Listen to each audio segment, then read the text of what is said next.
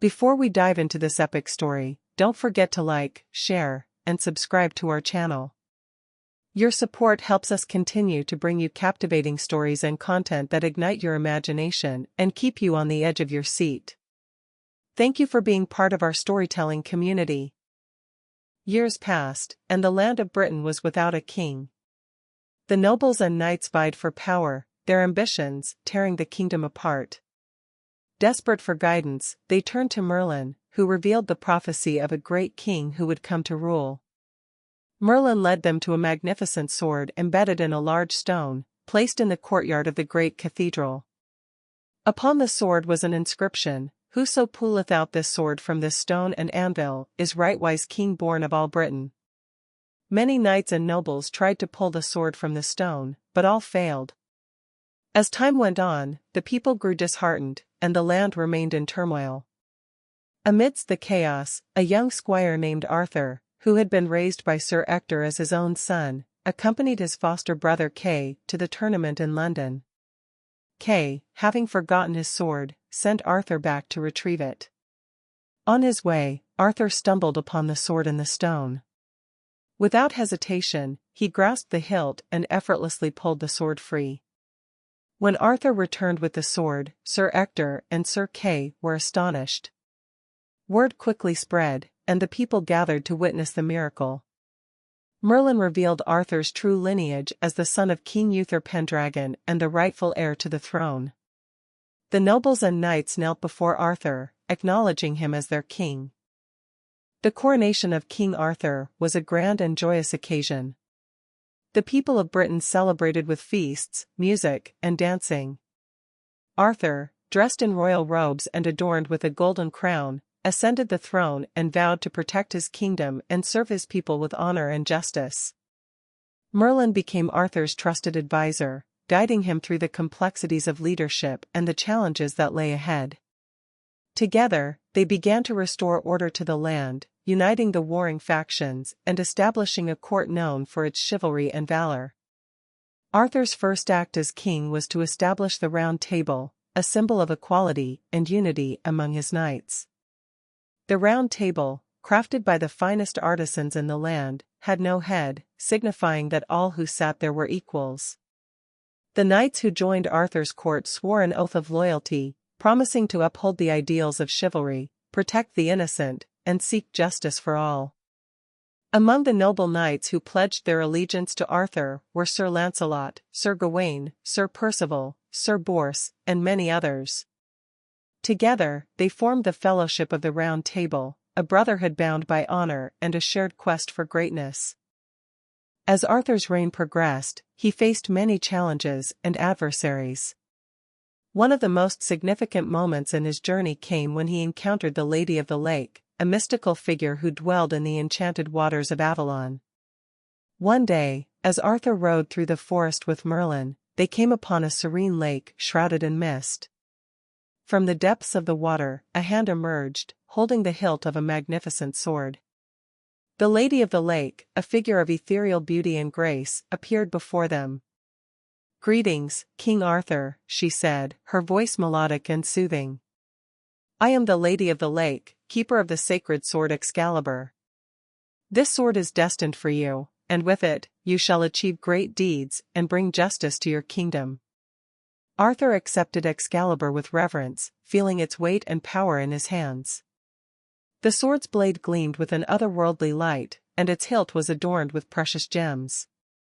The Lady of the Lake bestowed upon Arthur a scabbard that possessed magical properties, granting him protection in battle. With Excalibur by his side, Arthur felt a renewed sense of purpose and strength. He and his knights embarked on numerous quests, defending the realm from threats, both mortal and supernatural. The most legendary of all quests undertaken by the Knights of the Round Table was the quest for the Holy Grail. The Grail, a sacred chalice said to hold the blood of Christ, was believed to possess the power of eternal life and divine wisdom. The quest for the Grail was not merely a physical journey, but a spiritual one, testing the knights' faith, courage, and virtue. One fateful night, as the knights gathered at the Round Table, a blinding light filled the hall, and the Holy Grail appeared before them, shrouded in a radiant glow. The knights were awestruck by its divine presence, and they knew that finding the Grail was their ultimate destiny. Arthur, deeply moved by the vision, declared that the quest for the Holy Grail would be the greatest undertaking of his reign. The knights, each determined to prove their worth and devotion, set out on their individual journeys in search of the sacred relic. Sir Lancelot, known for his unmatched skill in combat and unwavering loyalty to Arthur, faced numerous trials that tested his honor and integrity. His love for Queen Guinevere, Arthur's wife, weighed heavily on his heart, but he remained steadfast in his quest. Sir Gawain, a knight of great courage and strength, encountered mystical creatures and overcame formidable challenges. His journey took him to the heart of enchanted forests and ancient ruins, where he sought guidance from wise hermits and magical beings. Sir Percival, a pure-hearted and humble knight, was guided by visions and divine intervention. His unwavering faith and innocence led him closer to the Grail, revealing to him the true nature of the quest. Sir Bors, known for his wisdom and compassion, faced moral dilemmas that tested his values and beliefs. He encountered lost souls and offered them redemption, all while remaining focused on his mission. The quest for the Holy Grail was fraught with peril and hardship. The knights faced not only physical challenges but also spiritual and emotional trials. Their journey took them to distant lands, where they encountered dark sorcery, treacherous enemies, and ancient curses. Sir Lancelot's path led him to a desolate wasteland, where he encountered a dark knight who challenged him to a duel. The battle was fierce, and Lancelot's skill and determination were put to the test. Despite his victory, he was haunted by visions of Queen Guinevere, and his love for her weighed heavily on his conscience. Sir Gawain ventured into the heart of a dark forest, where he encountered a sorceress who sought to ensnare him with her enchantments. With the guidance of a wise hermit, Gawain overcame the sorceress's spells and emerged stronger in his resolve. Sir Percival's journey took him to a distant monastery, where he was guided by a vision of a holy man who imparted to him the secrets of the Grail. Percival's innocence and unwavering faith led him closer to the sacred relic, revealing to him the true nature of the quest. Sir Bors encountered a village plagued by a malevolent spirit, and he offered his wisdom and compassion to help the villagers. His kindness and selflessness were rewarded with divine guidance, leading him closer to the Grail. After years of searching and facing countless trials, the knights finally came to the realization that the quest for the Holy Grail was not merely a physical journey but a spiritual one. The true power of the Grail lay in the purity of heart, the strength of character, and the unwavering faith of those who sought it.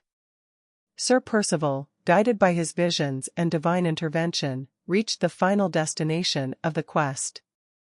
In a secluded chapel, hidden within a misty valley, he beheld the Holy Grail in all its glory. The sacred chalice radiated a brilliant light, filling the chapel with an overwhelming sense of peace and serenity. As Percival approached the Grail, he felt a profound connection to the divine. His heart swelled with gratitude and reverence, and he understood that the Grail's true power was the ability to inspire goodness, compassion, and unity among all people. With the Grail in his possession, Percival returned to Camelot, where he was greeted with the Grail in his possession, Percival returned to Camelot, where he was greeted with awe and reverence by the court. The knights who had embarked on the quest gathered around him, each one filled with a sense of fulfillment and purpose. They had faced many trials and tribulations, but their journey had brought them closer to understanding the true nature of the Grail. King Arthur, who had awaited their return with hopeful anticipation, stood before them with a warm and proud smile. "You have done well, my noble knights," he said, his voice filled with gratitude.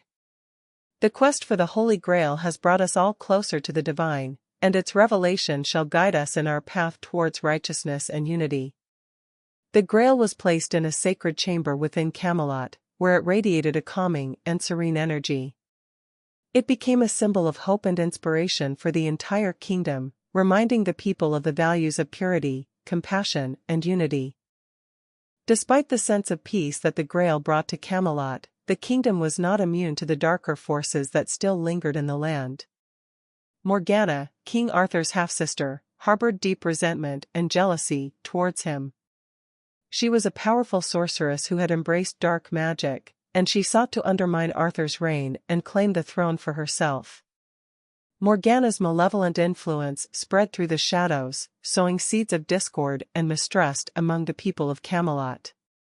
She formed alliances with those who opposed Arthur and used her magic to create chaos and destruction.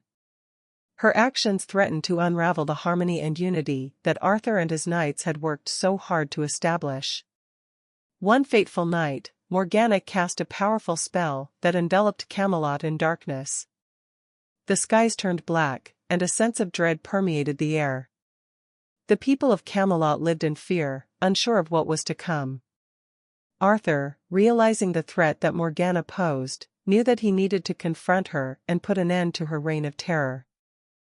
The Battle of Camelot was a fierce and intense conflict that would determine the fate of the kingdom.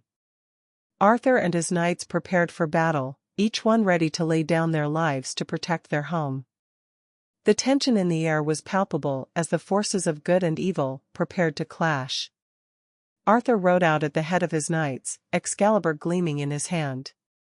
He felt a sense of determination and resolve, knowing that this battle was not just for the kingdom, but for the very soul of Camelot. The Knights of the Round Table followed him with unwavering loyalty, ready to face whatever challenges lay ahead. Morgana's dark army, a horde of twisted and malevolent creatures, marched towards Camelot with a ferocious intensity. Morgana herself, draped in a cloak of shadows, stood at the forefront, her eyes filled with hatred and a burning desire for power. The battle began with a clash of steel and a roar of fury. The knights fought valiantly, their swords and shields glinting in the dim light. The air was filled with the sounds of battle, the clanging of weapons, and the cries of the wounded. Arthur and his knights moved as one, their unity and camaraderie driving them forward. In the midst of the chaos, Arthur faced Morgana in a one-on-one duel. Excalibur met Morgana's dark staff with a resounding clash, and the two siblings locked eyes. "This ends now, Morgana," Arthur declared, his voice steady and resolute. Morgana's laughter echoed through the battlefield. "You are a fool, Arthur," she sneered. "You think you can defeat me? You will never understand the true power of darkness." The duel was intense and unforgiving, each strike filled with determination and rage. Arthur's strength and skill were matched by Morgana's dark magic, but his heart was filled with the light and goodness that the Grail had inspired. With a final, powerful strike, Arthur shattered Morgana's staff, breaking her hold over the dark forces. Morgana, defeated and weakened, collapsed to the ground. Arthur looked at her with a mixture of sorrow and pity. "You could have chosen a different path, Morgana," he said quietly. As the dark forces dissipated, the skies cleared, and the people of Camelot emerged from their homes, witnessing the end of the battle. Arthur's victory over Morgana marked a turning point for the kingdom, and the sense of hope and unity was restored. With Morgana's defeat, the kingdom of Camelot entered a period of peace and prosperity known as the Golden Age. King Arthur's reign was marked by justice, compassion, and the ideals of chivalry.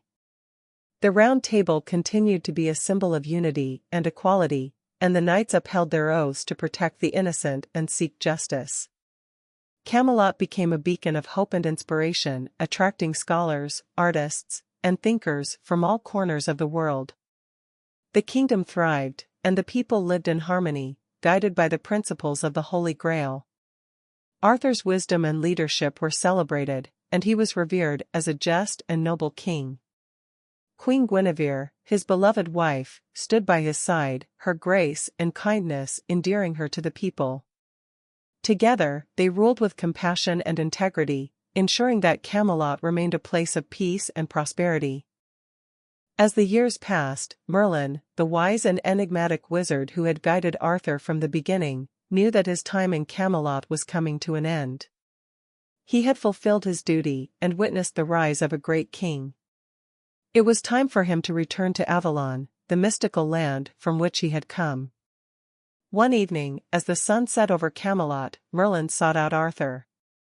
The two friends stood on the balcony of the castle, gazing out over the kingdom they had built together. "Arthur," Merlin said softly, "my journey with you has been one of great honor and fulfillment. But now, I must return to Avalon." Arthur turned to Merlin, a look of gratitude and sadness in his eyes. "You have been a mentor and a friend, Merlin. Camelot would not be what it is without your wisdom and guidance." Merlin placed a hand on Arthur's shoulder. "You have become the king that was prophesied, Arthur. You have brought light and hope to this land. Remember the lessons of the Grail, and continue to lead with courage and compassion." With a final embrace, Merlin departed from Camelot, leaving behind a legacy of magic and wisdom that would be remembered for generations to come. Despite the peace that had settled over Camelot, darkness still lingered in the shadows, waiting for an opportunity to strike. One final threat loomed on the horizon, one that would test Arthur and his knights like never before. A rival king, Mordred, driven by ambition and a thirst for power, sought to overthrow Arthur and claim Camelot for himself. Mordred, who harbored a personal vendetta against Arthur, rallied an army of mercenaries and dark sorcerers, determined to bring an end to Arthur's reign. The final battle took place on the fields of Camlan, a desolate and foreboding landscape. Arthur and his knights rode out to meet Mordred's forces, their hearts steeled for the impending conflict. The air was thick with tension, and the fate of Camelot hung in the balance. The battle was brutal and unforgiving, with both sides fighting with unwavering determination. Arthur, wielding Excalibur, led his knights with courage and valor. The clash of swords and the cries of battle filled the air, and the ground was stained with blood. In the midst of the chaos, Arthur and Mordred faced each other in a final, fateful duel. The two rivals fought with a ferocity born of years of enmity. Excalibur met Mordred's sword with a resounding clash, and the battle raged on. With a powerful strike, Arthur dealt a mortal blow to Mordred, but not before Mordred inflicted a grievous wound on Arthur. As Mordred fell to the ground, defeated, Arthur staggered, clutching his side. The battle was won, but the cost was great. Arthur, mortally wounded, knew that his time as king was coming to an end. He called for Sir Bedivere, one of his most loyal knights, and entrusted him with a final task. Arthur, weak and weary, instructed Sir Bedivere to take Excalibur and return it to the Lady of the Lake.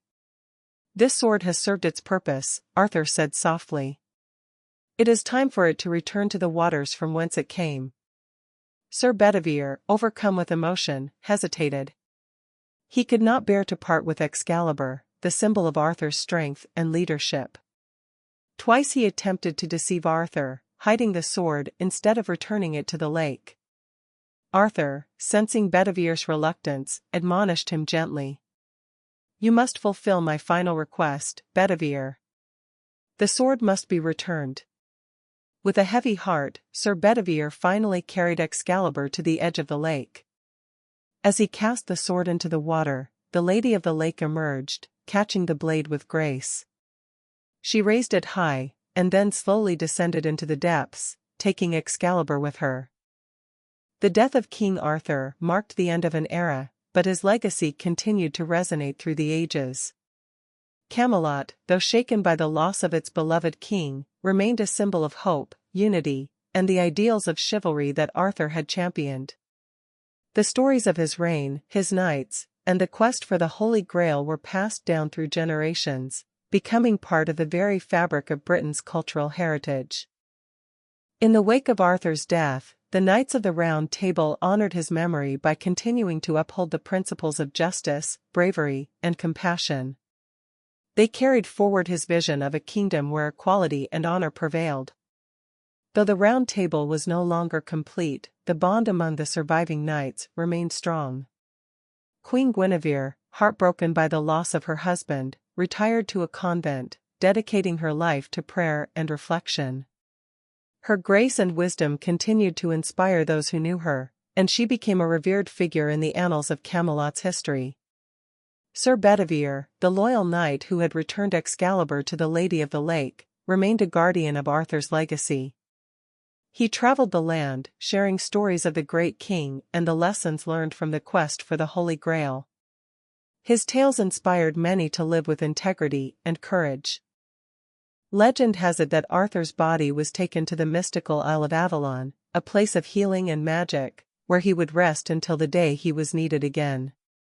It was said that Arthur would one day return to lead Britain in its greatest hour of need, a promise that gave hope to the people during times of darkness and uncertainty. Avalon became a symbol of enduring faith and the belief in the return of a just and noble leader. The image of Arthur, resting peacefully in Avalon, became a source of comfort and inspiration, reminding the people that the spirit of their great king lived on. The Holy Grail, now a revered relic within Camelot, continued to inspire those who sought it. Its true power lay not in the promise of eternal life, but in the virtues it represented: purity of heart, strength of character, and unwavering faith. The quest for the Grail became a metaphor for the spiritual journey that each individual undertakes in search of their own higher purpose. Pilgrims and seekers traveled from far and wide to behold the Grail and reflect on its significance. The sacred chalice, radiating with an aura of divine light, reminded all who saw it of the eternal quest for goodness and unity. The tales of King Arthur, the Knights of the Round Table, and the quest for the Holy Grail were immortalized in song, poetry, and prose. Bards and storytellers traveled the land, recounting the adventures of the legendary king and his noble knights. These stories, filled with heroism, magic, and timeless wisdom, captivated the hearts and minds of all who heard them. Authors and historians chronicled the events of Arthur's reign, ensuring that the legacy of Camelot would endure for generations to come. The Chronicles of Camelot became a cherished part of Britain's cultural heritage, a testament to the enduring power of storytelling. In times of great peril and uncertainty, the people of Britain looked to the legend of King Arthur for hope and guidance. The prophecy of Arthur's return, the once and future king, became a beacon of light in the darkest of times. It was believed that Arthur would rise again to lead his people to victory and restore peace to the land. The image of Arthur, wielding Excalibur and riding at the head of his knights, remained a powerful symbol of resilience and courage. The belief in his return instilled a sense of unity and determination among the people, reminding them that they were capable of overcoming any challenge.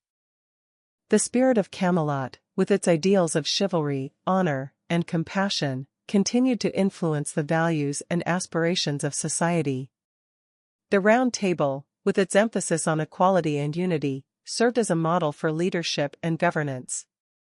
The legacy of King Arthur inspired leaders, warriors, and everyday individuals to strive for greatness and to live by the principles of integrity and kindness.